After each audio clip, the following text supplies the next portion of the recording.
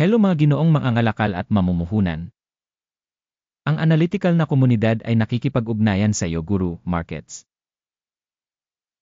Magsimula tayo sa ilang pangkalahatang impormasyon tungkol sa kumpanya. Susuriin namin ang bawat parameter ng mas detalyado ng kaunti pa. Kung kinakailangan, maaari mong ihinto ang video. Iminumungkahi namin na pag-aralan mo ang lahat ng mga parameter ng organisasyon ng mas maingat. Ngayon ay ihahambing natin ang mga pangunahing tagapagpahiwatig ng kumpanya. Snowflake Inc. ticker SNOL. Ang pagsusuring ito ay batay sa kasalukuyang impormasyon simula noong Hunyo 04, 2025 sa pamamagitan ng pag-uri Guru Markets kumpanya Snowflake Inc. na bibilang sa subkategory. Soft Infrastructure, 32 organisasyon ang nakikibahagi sa paghahambing na medyo kinatawan. Tingnan ang mga huling solusyon sa dulo ng video na ito. Ang kabuang resulta para sa kumpanyang pinag-uusapan ay minus 7.5 sa 10 puntos. Ang average na resulta para sa subkategory ay 0.3 puntos. Kung titignan mo ito mula sa isang napakalawak na pananaw sa loob ng balangkas ng merkado sa kabuuan, makikita mo na ang average na rating para sa buong market sa kabuuan ay 1.8 puntos. Laban sa minus na rating, 7.5 puntos para sa kumpanya Snowflake Inc. Paghahambing ng dynamics ng share price ng kumpanya Snowflake Inc. at mga subkategory na kumpanya. Nakikita natin na sa nakalipas na 12 buwan ang mga pagbabahagi Snowflake Inc. nagpakita ng pagbabago ng 48.4%. 43% ay laban sa mga pagbabago sa presyo sa subkategory. Market capitalization ng kumpanya Snowflake Inc. nagkakahalaga ng $69.8 bilyong dolyar. Na may market capitalization na $978 bilyon, ang subkategory ay nagkakahalaga ng $1.5 bilyon. Ang halaga ng libro ng kumpanya ay $2.4 bilyon. At ang capitalization ng subkategory ay $77 bilyong dolyar. Sa paghahambing ng mga bahagi ng stock exchange at capitalization ng balance, makikita natin ang mga sumusunod. Ibahagi Snowflake Inc. sa subkategory kapag tinatasa ang halaga ng stock market ay 7.134%. Ang capitalization ng halaga ng libro ay 2.473%. Pagsusuri ng bahagi ng kumpanya sa market at capitalization ng balanse sa subkategory, masama, minus 1 puntos. Ang mga obligasyon sa utang ng kumpanya ay nagkakahalaga ng $2.661 bilyon. Ang utang sa halaga ng libro ay 112% ng equity. Pagtatasa ng antas ng utang ng kumpanya, masama, minus 1 punto. 0 ang stock price ng kumpanya sa ratio ng kita, na may average sa subkategory na 47.2. Pagsusuri ng halaga ng stock market sa mga ratio ng tubo kumpara sa mga kumpanya sa subkategory, napakasama, minus 2 puntos. Ang tubo sa huling 12 buwan ay minus $1,379 milyon. Ang mga kita para sa susunod na 12 buwan ay inaasahang magiging $511 milyon.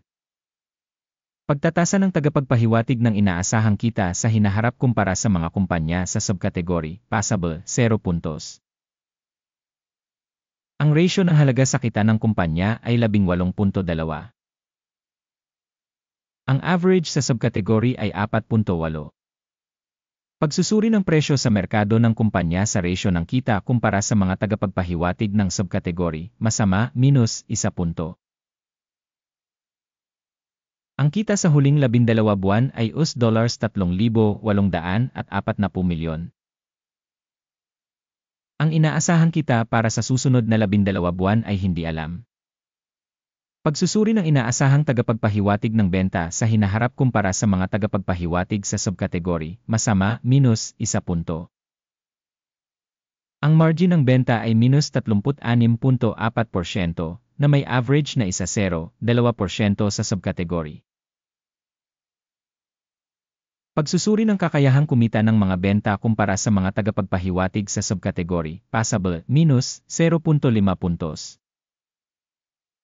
Ang bahagi ng kumpanya sa bilang ng mga empleyado sa subkategory ay 1.128%. Ito ay 532% mas mababa kaysa sa market capitalization share. Ang halaga ng kapital bawat empleyado ng kumpanya ay $8,900 $1,000. Habang para sa subkategory ito ay $1,400 $1,000. Pagsusuri ng dami ng kapital ng kumpanya bawat empleyado kumpara sa mga tagapagpahiwatig ng mga kumpanya sa subkategory, passable, 0 puntos.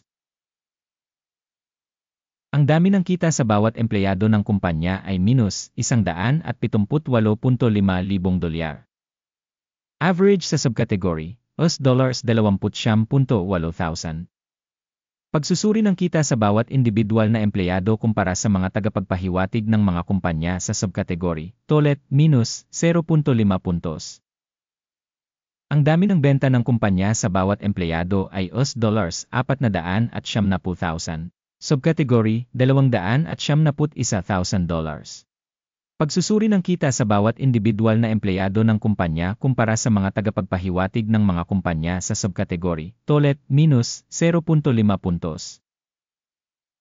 Ang dami ng maikling transaksyon ay 3% na may average para sa subkategory na 2.4%. Tagapagpahiwatig 14 na nagpapakita ng 75% antas para sa kumpanya Snowflake Inc. Para sa subkategory, ang antas na ito ay 67%.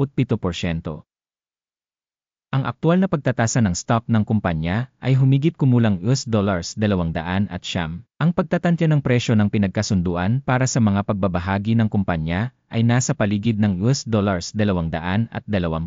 Tignan natin ang talahanayan ng order. Ito ay magagamit link sa nakapin na komento. Ang talahanayan ng pagkakasunod-sunod ay naglalaman ng lahat ng mga desisyon na naunang ginawa sa isang partikular na panahon ng sistema ng impormasyon at sanggunian. Guru Markets. Libre at bukas ang akses sa talahanayan ng order. Link sa nakapin na komento. Batay sa pagsusuri ng mga pagbabahagi Snowflake Inc. Sistema ng impormasyon at sanggunian Guru Markets, ang sumusunod na desisyon ay ginawa. Magbukas ng sell trade sa $200 at $9.15. Ang order ay binuksan dahil sa ang katunayan na ang kumpanya ay may isang medyo mababang halaga.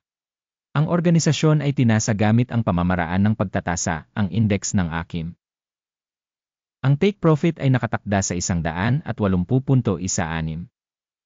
Ang stop loss ay nakatakda sa 238.14.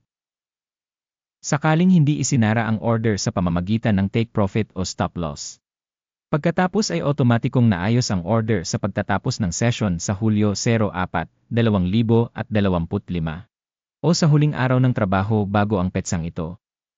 Ticker, IORAS, magiging pangunahing buy order.